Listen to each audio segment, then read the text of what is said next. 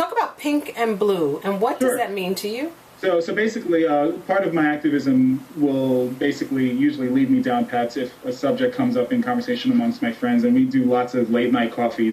How people are conditioned from the time they're kids, and the subconscious mind is a powerful thing, as you know, and the stuff you put in the subconscious from day one, it's being recorded by the human brain every second. And the conversation really grew more out of exactly how girls in our society are conditioned more than boys specifically, even though girls and boys are both conditioned.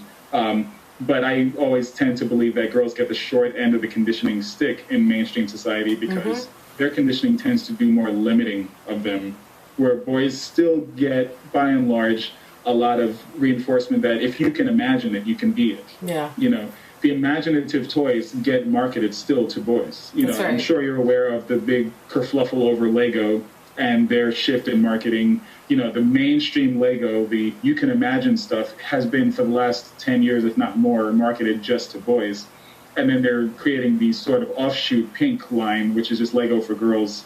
And that particular line happens to be very, very non-imaginative. The stuff is pre-made. Here, you put a salon and you put your girl in a car and you roll to the salon so you can get your nails done. Whereas the boy is still over there building, a Tyrannosaurus Rex and a space station and whatever he wants. And so the idea is that we're telling you, young girl, that a salon is the place you go.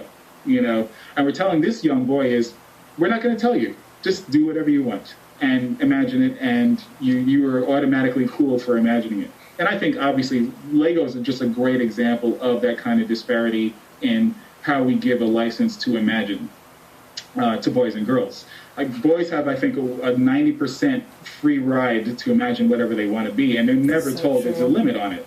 What does pink and blue do that fulfills you?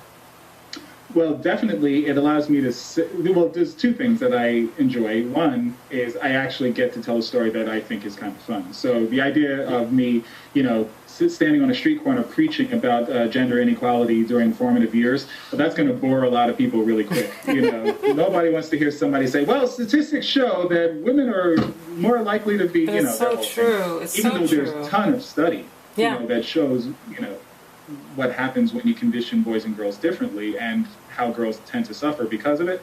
But what Pink and Blue allows me to do is sneak past your mental defenses, which stories always do.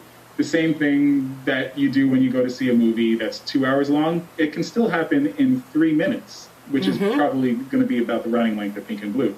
The idea is that you tell a story that's 3 minutes long, you're enjoying it. It's an entertaining story, and you don't feel like you've been preached to. And when you don't feel like somebody's preaching, your mind's actually open. And you walk away saying, oh, that was fun. And then you go to sleep, you wake up the next day, and there's a tiny little seed of, oh, wait, boys and girls should have access to the same type of stuff as they're developing. There should not necessarily be a strict boys' play area and a strict girls' play area. There should be toys. And you can let the kids, let democracy rule. Let kids choose what they want and encourage whatever they do.